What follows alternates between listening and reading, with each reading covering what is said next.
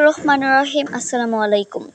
ফেনী ধর্মপুর আমিনউদ্দিন উচ্চ বিদ্যালয়ের প্রতিষ্ঠাতা ও গোবিন্দপুর উচ্চ বিদ্যালয়ের সাবেক প্রধান শিক্ষক আবু বকর সিদ্দিক ইন্তেকাল করেছেন।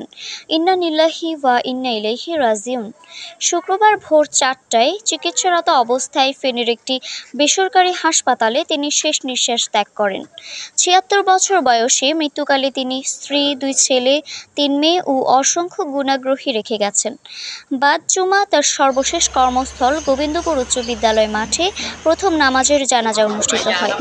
এর আগে তার সাবেক ছাত্ররা নিজ বাড়ি ধর্মপুর হতে অ্যাম্বুলেন্স যোগে মরহুমের মরদেহ গোবিন্দপুর স্কুল মাঠে আনেন। পরে বিকাল ৪টায় ধর্মপুর ইসলামিয়া দাখিল মাদ্রাসা দ্বিতীয় জানাজা শেষে পারিবারিক কবরস্থানে দাফন করা হয়। প্রসঙ্গত ১৯৭৩ সালে প্রতিষ্ঠাতা প্রধান শিক্ষক হিসেবে ধর্মপুর আমিনউদ্দিন উচ্চ বিদ্যালয়ে শিক্ষকতা পেশায় দায়িত্ব গ্রহণ করে ১৯৮৮ সাল পর্যন্ত দায়িত্ব পালন করেন। সঙ্গত কারণে ৮৮ সালের শেষের দিকে গোবিন্দপুর উচ্চ বিদ্যালয়ে সহকারী প্রধান শিক্ষক হিসেবে যোগদান করেন। পরে প্রধান শিক্ষক হিসেবে পদোন্নতি হয়ে ২০১৫ সালে অবসরে আসেন।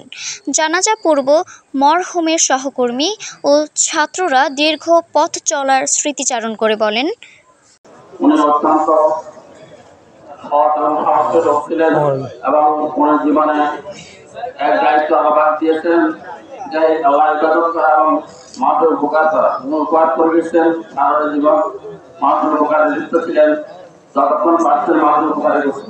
এই স্কুল নিয়ে, স্কুলের তখনকার শিক্ষার্থীদেরকে নিয়ে প্রতি বাড়িতে বাড়িতে গিয়ে ওই ছাত্রগুলার খোঁজ খবর নিয়ে আলহামদুলিল্লাহ ওই সময়কার আমরা অনেকেই আছি এখানে যারা সুপ্রতিষ্ঠিত ব্যবসায়ী লাইনে যারা গেছি, আলহামদুলিল্লাহ সুপ্রতিষ্ঠিত যারা পড়াশোনা করে শিক্ষকতার লাইনে গেছি তারাও ভালো আছি।